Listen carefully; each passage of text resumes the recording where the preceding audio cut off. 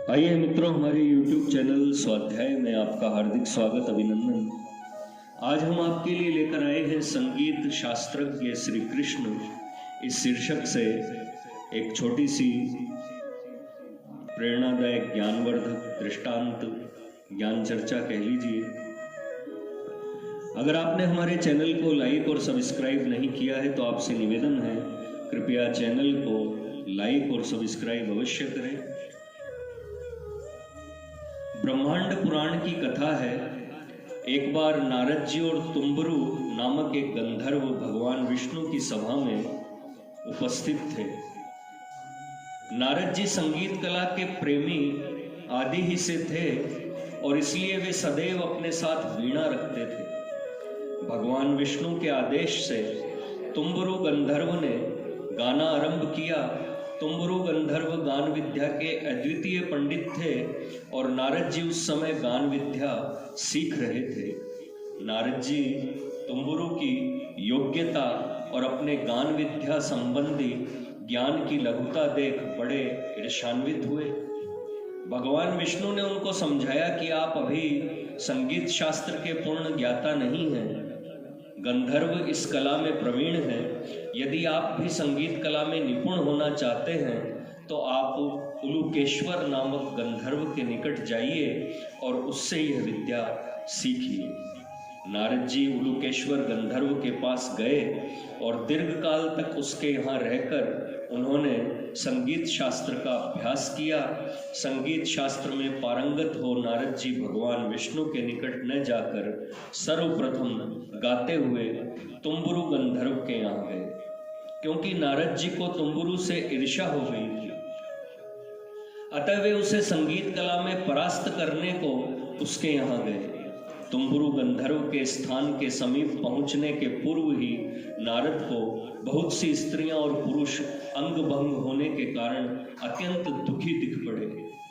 नारद जी ने उन दुखियारी स्त्रियों और दुखिया पुरुषों से उनके विकलांग होने का कारण पूछा।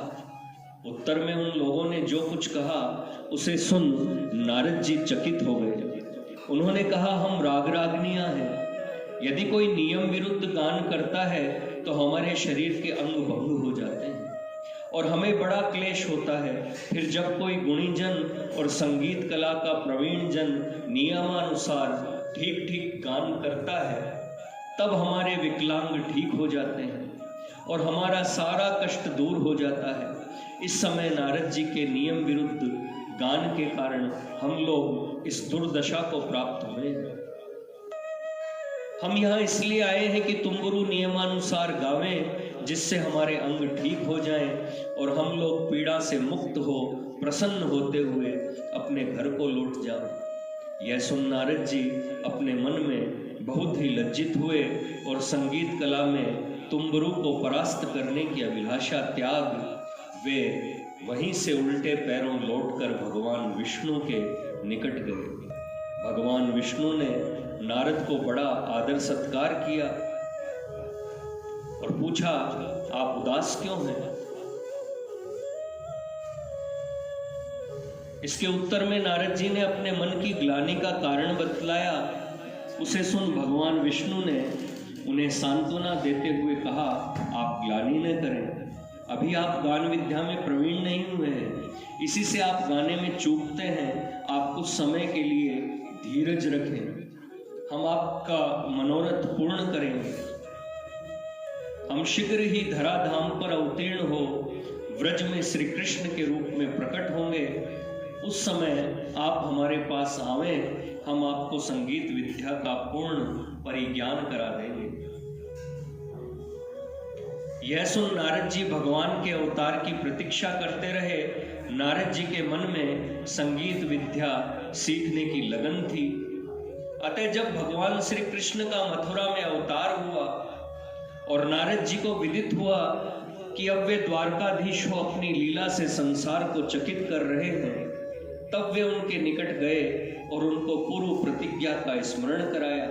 इस पर भगवान श्री कृष्ण ने नारद जी को अपनी संगीत कला कुशला धर्म पत्नियों के निकट संगीत विद्या सीखने के लिए भेजा। वहां नारद जी ने बहुत दिनों तक बहुत दिनों तक संगीत शास्त्र का अभ्यास किया। वे 2 वर्ष तक जाम्बवती और सत्यभामा के निकट संगीत शास्त्र का अभ्यास करते रहे। इस पर भी उनको इस शास्त्र का पूर्ण ज्ञान न हुआ।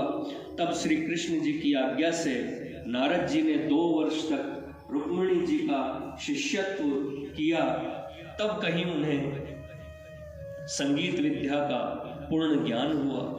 इस प्रकार नारद जी 4 वर्षों तक द्वारका में रहे और अभ्यास कर संगीत शास्त्र के पारदर्शी हो सके।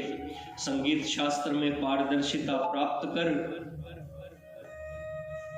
प्राप्त कर चुकने पर उनकी जिगीषा वृत्ति लुप्त हो गई। वे फिर तुम्बुरु को जीतने की कामना से उसके निकट न गए, प्रत्युत भगवत गुणानुवाद में ही निरंतर मग्न रहने लगे। उनकी दिग्विजय की कामना ज्वर इव मदों में व्यवगत है के समान जाती रही। जिन भगवान श्री कृष्ण की रानियों ने नारद जैसे संगीत शिक्षार्थी को संगीत शास्त्र की उच्च शिक्षा देकर पारदर्शी बना दिया, वे श्री कृष्ण संगीत शास्त्र के कितने भारी पंडित थे, इस बात का सहज ही अनुमान लगाया जा सकता है। मित्रों, यह थी संगीत शास्त्रज्ञ श्री कृष्ण इस शीर्षक से एक संक्षिप्त दृष्टांत ज्ञान चर्चा। अगर आपको हमारा चैनल पसंद आए तो इसे लाइक और सब्सक्राइब अवश्य करें। धन्यवाद।